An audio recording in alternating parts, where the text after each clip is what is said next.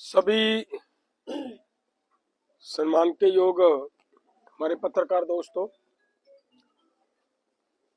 आप सबका इस बात के लिए धन्यवाद कि आप हमारे इस आंदोलन को पूरे जोर शोर से हमारे पूरे वर्ल्ड के अंदर इस बात को ले जाने का प्रयास कर रहे हो।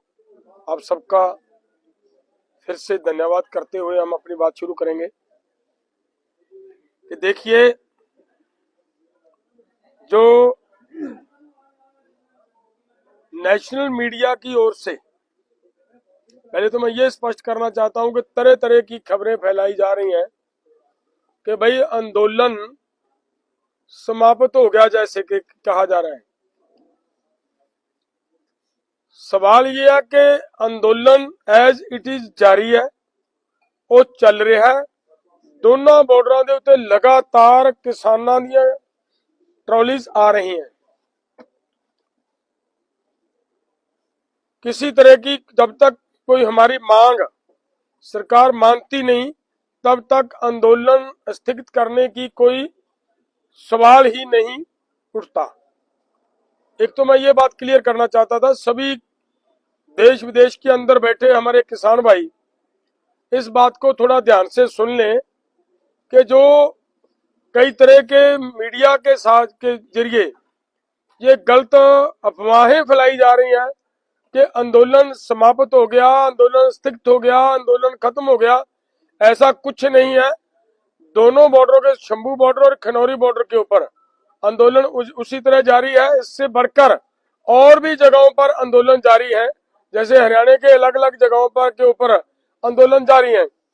अगर सरकार ऐसी अफवाहें फैलाती है तो उनसे ये पूछो कि हरियाणा के अंदर आपने जो इमरजेंसी जैसा या कर्फ्यू जैसा माहौल बना रखा है, वो क्यों बना रखा है? उनको छोड़े, एक बार लोगों को पता चल जाएगा कि आंदोलन हो रहा है या नहीं हो रहा।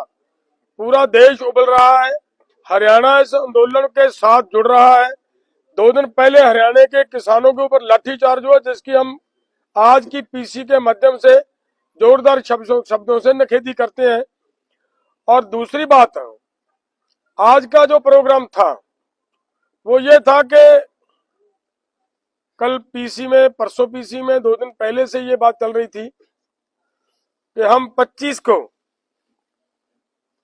दोनों बॉर्डरों के ऊपर एक्सपर्ट्स को बुलाकर जिनकी पूरी जानकारी हो WTO के मामले में, उनको बुलाया जाएगा। सभी किसानों को जागृत किया जाएगा, सभी किसानों को बताया जाएगा और इस कन्वेंशन के माध्यम से हम भारत सरकार से ये मांग करेंगे कि वो कृषि क्षेत्र को WTO से बाहर निकालें।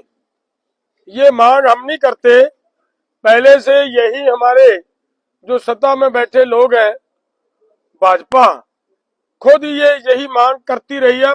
हाथ में तख्तियां पकड़कर पार्लियामेंट के पास भी जाती रही है और अखबारों में बहुत सारी इनकी खबरें अब भी हैं, मिल सकती हैं, जहां इन्होंने ये मांग की है कि भारत WTO से एग्रीकल्चर सेक्टर को बाहर निकलवाए।